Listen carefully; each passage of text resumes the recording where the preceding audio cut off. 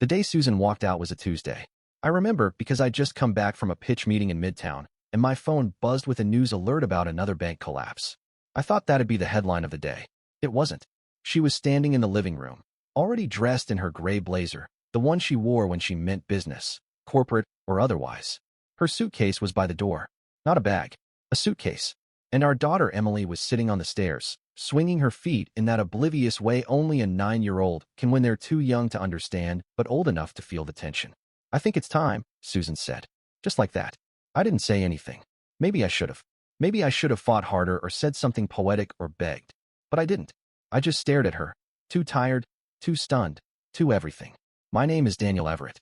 I'm 41 years old, and at the time, I lived in a 2-bedroom condo in Park Slope. Now I live in a basement apartment over a Chinese takeout place in Bed-Stuy. I write music. Or I used to. Back then, I composed scores for independent films, some decent ones, low-budget dramas, character studies, quiet things that made you think. They didn't pay much, but they meant something. Not to her. "I can't do this anymore," Susan went on, her voice low and clipped. "You're too unstable. I need to think about Emily. About college. Her future." She made it sound like I was a gambler or a junkie. I wasn't. I was just a man with an irregular paycheck and a studio full of dreams that hadn't quite come through.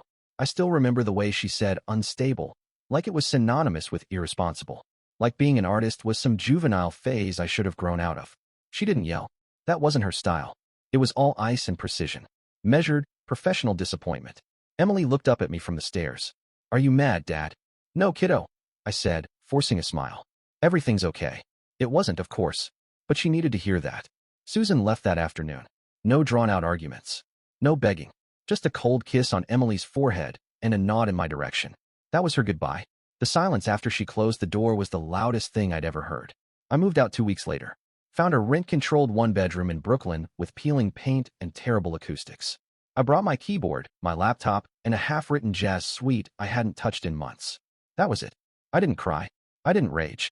I just sat down and started writing again. Obsessively. Like the only way to stop drowning was to build a raft out of eighth notes and key changes. I didn't see Emily as much at first. Weekends, mostly. Susan kept things formal, drop-offs and pickups with curt texts and no small talk. I didn't push it. That first winter, I wrote 4 full scores for films nobody watched. But the music was mine. And for a while, that was enough. That was about 5 years ago. Back when I thought an empty apartment and a steady stream of rejection emails were going to be my legacy. Funny how things change when you stop trying to impress people and start making what you actually feel. It started small, a short jazz piece I'd written in one night, out of frustration more than inspiration. A director friend of mine, Miguel, was scoring a low-budget biopic about a forgotten jazz trumpeter from the 50s. Nobody wanted to touch it. Too niche, too quiet, too black and white. He called me at midnight. "Got anything smoky and weird?" I sent him the piece. He used it in the opening credits. That film, Blue November, went on to win Best Original Score at the Oscars. I wasn't there. I watched it on a laptop in my apartment, still wearing sweatpants and eating cereal. But when they said my name, something in me cracked open. Not joy, not validation, something heavier. Like all the rejection, all the silence, had finally been worth something. The phone didn't stop ringing after that. Directors, studios, streaming services I'd never even heard of. I took some of it. Passed on most. I was done trying to prove myself. If the music didn't feel right, I walked away. I built a small company, Everett Audio. Nothing flashy. Just me and 2 engineers I trusted. We operated out of a converted brownstone in Fort Greene. I still wrote at night. Still wore the same 3 pairs of jeans. But now my inbox was full of 6-figure contracts. I didn't tell Susan. I didn't have to. She knew. She had to. You don't go from rolling your eyes at someone's career to watching them win a Grammy without noticing.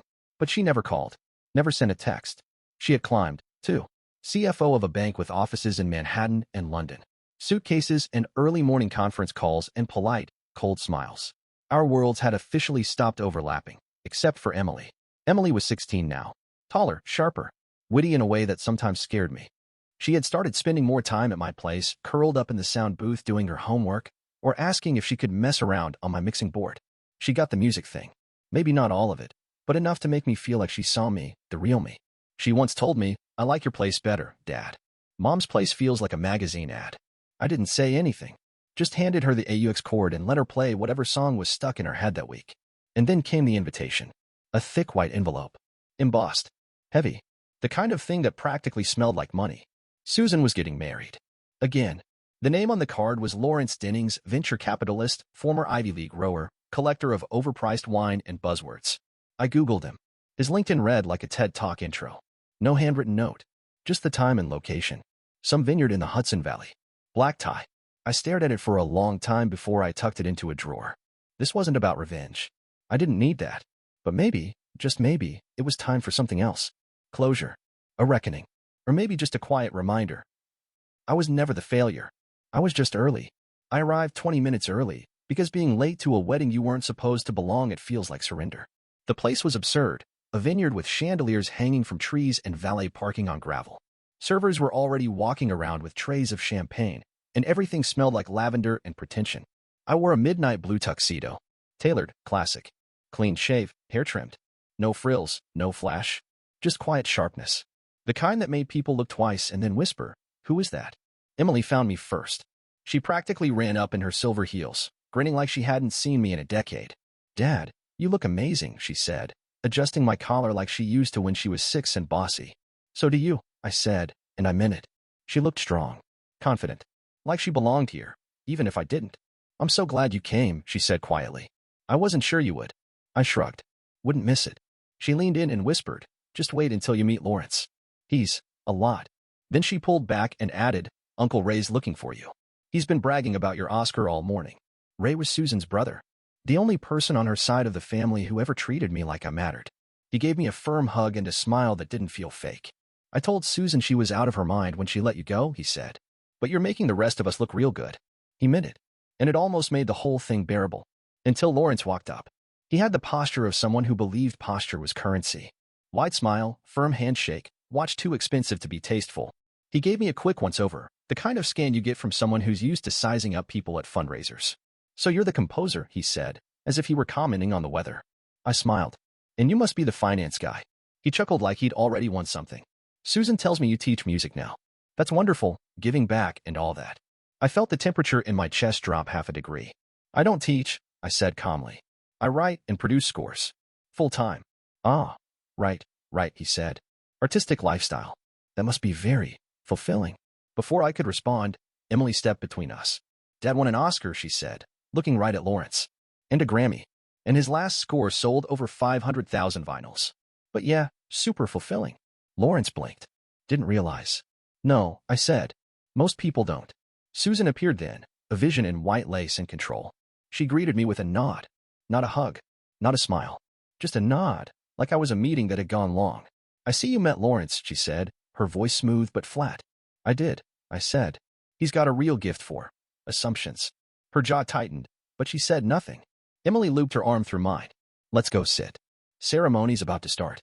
As I walked with her toward the rows of white chairs and delicate flowers, I glanced back at Susan and Lawrence.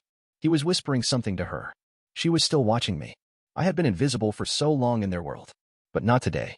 Today, I showed up, and they didn't know where to look. The ceremony was beautiful, I'll give them that. Strings, sun-dappled trees, bridesmaids in soft champagne dresses, the whole picture-perfect scene you'd expect from someone like Susan. Lawrence cried on cue, kissed her hand like a European diplomat, and smiled at the crowd like he was accepting an award. It was polished, perfect, and cold as hell. I clapped. Everyone clapped. It was the kind of clapping that sounds more like obligation than celebration. The reception started an hour later. Big white tent, chandeliers suspended from wooden beams, a jazz trio playing soft Miles Davis covers in the corner. Ironic, considering. I stuck to the edges, sipping whiskey and watching the room move. This was her world. People in suits, talking mergers and elections and hedge funds between bites of fig tartlets. Nobody talked about feelings. Nobody talked about music. It was all strategy and presentation. Emily found me again near the bar, frustration flashing behind her smile. "Lawrence wants me to meet someone from his think tank," she said, rolling her eyes. "Some guy who works in public policy. Apparently, I'm wasting my potential applying to a music school." I set my drink down. "He said that. Basically, he thinks music's a hobby, not a career. Sound familiar?" I nodded slowly. "Too familiar." She hesitated, then added, "He and Mom kind of tag-teamed me about it over dinner last week. Said the real world doesn't reward dreamers." I tried to keep my voice even.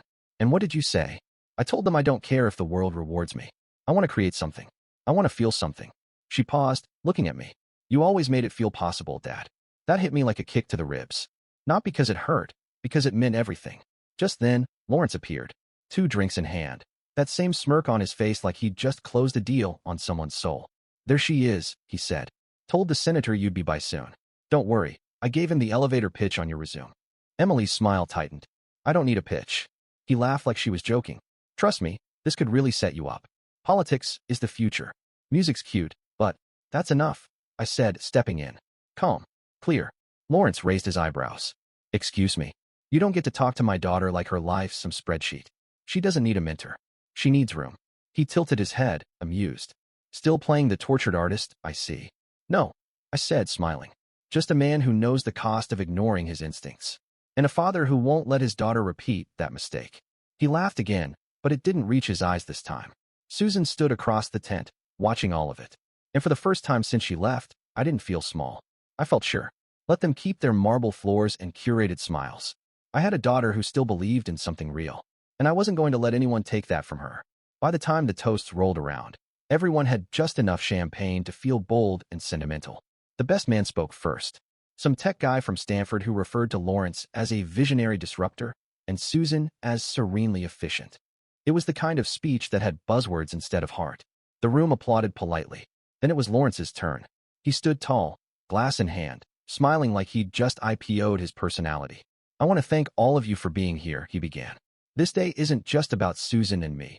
It's about the people who believe in us, who support the journey. So far, so good. Then came the part that changed everything. And to those who doubted, he added, raising his glass slightly. To those who took the road less traveled and found it didn't quite lead where they hoped, I salute your effort. Even if the world only rewards results. A few heads turned. Not everyone caught it. But I did. And Susan's smile flickered, just slightly. I looked across the table at Emily. She was stone-faced.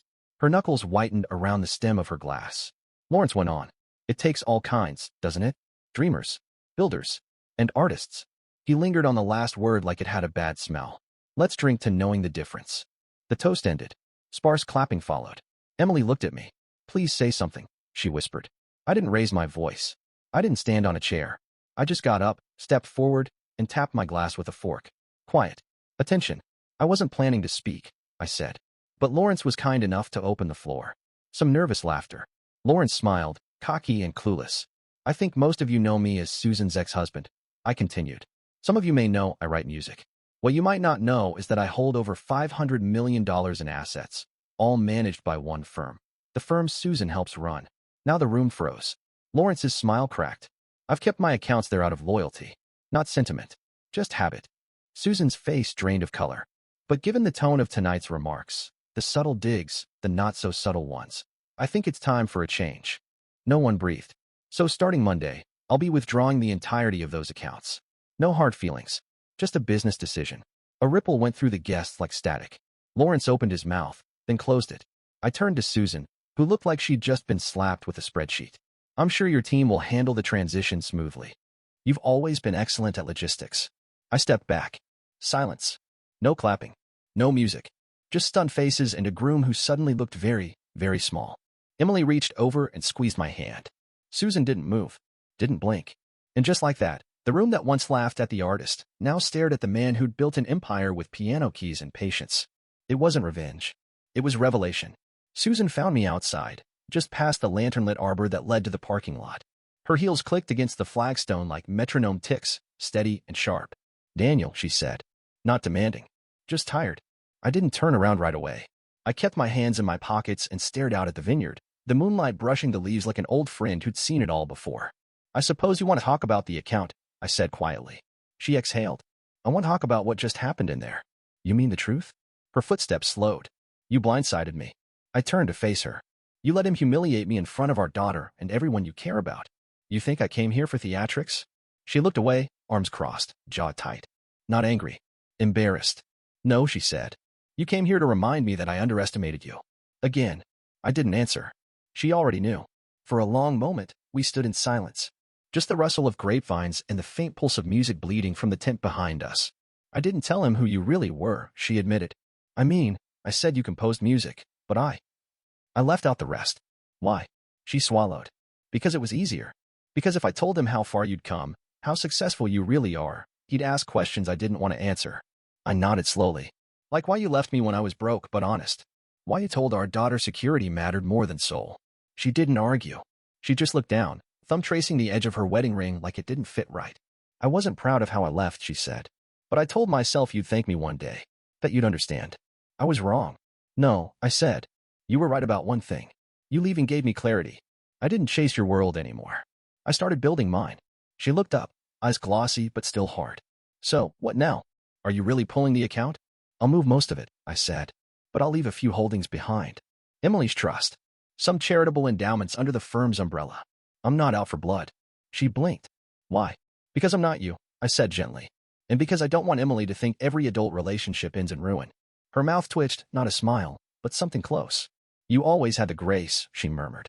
I just had the plan. I nodded. We both played our parts. We stood there a little longer, the weight of old years settling between us like dust that didn't need sweeping anymore. I'm sorry, she whispered. Not just for tonight. For all of it. I know, I said. And I'm okay. When she finally turned and walked back toward the lights, I didn't follow. I watched her disappear into the soft noise and laughter of a party that wasn't mine. And I felt something strange. Peace. Emily rode shotgun, her silver heels already off, bare feet pulled up onto the leather seat like she was trying to shrink herself back into a place that made sense. The car was quiet for a while. We drove past long stretches of dark trees and the occasional flicker of farmhouse lights in the distance. It was peaceful, heavy, honest. I'm still trying to believe that actually happened, she said finally. I didn't answer right away. I kept my eyes on the road. She turned toward me. He made you sound like some failed artist who teaches piano in his garage. And then you dropped the bomb. I chuckled. Wasn't a bomb. Just a statement. You were calm, she said. That's what messed with them. You weren't angry. You were just certain. I glanced over at her. She looked older tonight. Not in a tired way, in a knowing way. Like some part of her had finally clicked into place. Mom came out to talk to you after, she said. Yeah. What did she say? She told the truth. Or at least, more of it than she ever has. Emily nodded slowly. That's rare. We drove a little more. Then, softly, she said, did you know she kept your first award? I looked over, surprised. What? Your first one. The local Critics Guild thing. From that tiny jazz score you did in, like, 2012? I found it in one of Mom's drawers a couple years ago. Still wrapped. She never mentioned it. I didn't know what to say. I just gripped the wheel a little tighter. I think. Even back then, she added, some part of her knew she'd misjudged you. I exhaled through my nose, half a laugh, half grief. She shifted, her tone changing. I've been thinking about something. Yeah, I don't think I want to go to law school. That got my attention. I looked at her. I mean, I thought I did, she continued. It's what everyone expects. What Mom mapped out for me since middle school. But I think I want to do music production. I blinked. Music? She nodded. Not performing. I don't want to be on stage. But I like being behind it. I like shaping how things sound. I like your world. I pulled the car to the shoulder and put it in park. She looked nervous now. Is that stupid? No, I said, turning toward her. That's not stupid. That's honest. Her eyes welled up, just a little. Mom's gonna freak. She'll deal, I said. What matters is you don't inherit someone else's fear. She laughed through her nose. I sound like you. You should. We sat there for a while, under a big sky full of stars, the kind of sky you only notice when your life shifts. I'll help, I said finally. Whatever you need. No pressure. No pitch deck. Just guidance, if you want it. She smiled. I do. And in that moment, I realized something that went deeper than revenge, deeper than legacy. She wasn't choosing between parents. She was choosing herself. And I was finally the kind of father who knew how to support that. It was 3 months later when Susan called. Middle of a Tuesday, right between 2 Zoom meetings and a session reviewing demo tracks for a documentary series about climate change. I let it go to voicemail at first. Old habits. But when she texted 30 seconds later, nothing urgent. Just hoping to talk about something professional. I called her back. She picked up on the first ring. Hi, she said. Not cold. Not warm. Just simple. Hey, I said, waiting for the rest. I wanted to ask you something, she said.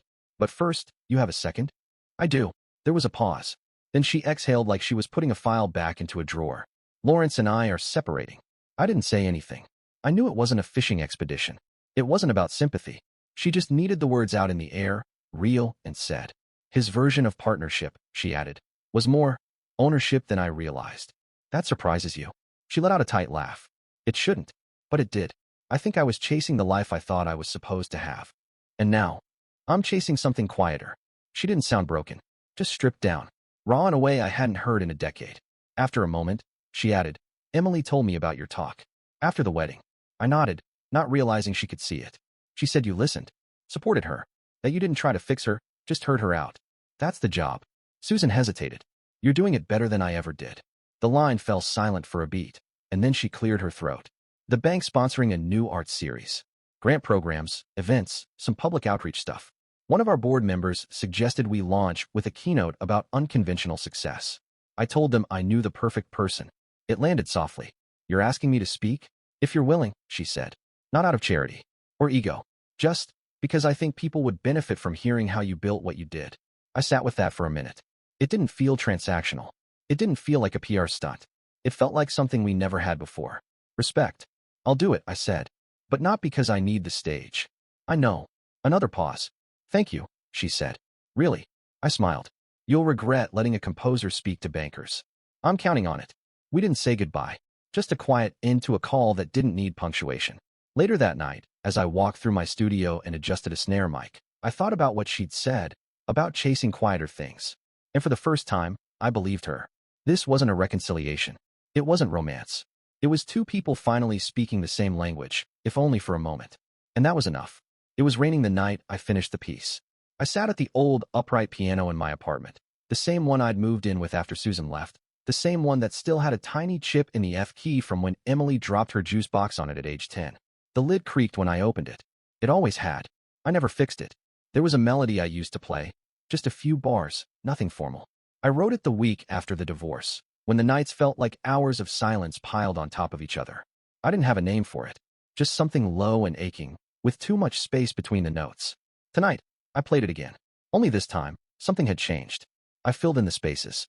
The sadness wasn't gone, not completely. But it was softer now, worn at the edges like an old coat that still fit. Not because it was new, but because I'd learned how to wear it. Halfway through, my phone buzzed. I let the last note fade before checking. It was a text from Emily. Mom told me about the arts event. That's big, Dad. I'm proud of you. I stared at the screen, then typed back. I'm proud of you too. Let me know if you want feedback on your new demo. Her reply came almost immediately. Already sent you the Dropbox link. Smiley face. I laughed, a real one, and leaned back on the piano bench. Outside, the city was humming in that way only New York does in the rain. Cabs sliding through puddles. Distant sirens. Someone arguing with a delivery driver 3 floors down. Real life, unscripted and messy. But this time, it felt okay. I thought about that wedding toast. About Lawrence, about Susan, about the silence that had followed me for years. None of that mattered now. Not really. Because the victory wasn't the mic drop in a vineyard. It was the long road after. The slow, quiet way I rebuilt a life that looked nothing like the one people expected, but everything like the one I needed. My bank account still had a few commas. My studio still got Grammy calls. But that wasn't the point. The real win? My daughter sent me a file marked vocal ideas, dad feedback. That was everything. I stood up, closed the piano lid gently, and turned off the lamp. The melody still lingered in the air, but it didn't hurt anymore. It felt like a memory that no longer needed fixing. Just remembering. As I headed to bed, the last chord echoed faintly in my head, not the version I wrote during heartbreak, but the one I finished tonight. And for the first time in a long, long time. It didn't feel like an ending. It felt like a coda. A quiet, steady promise. The rest of the song, the rest of life, was still mine to write.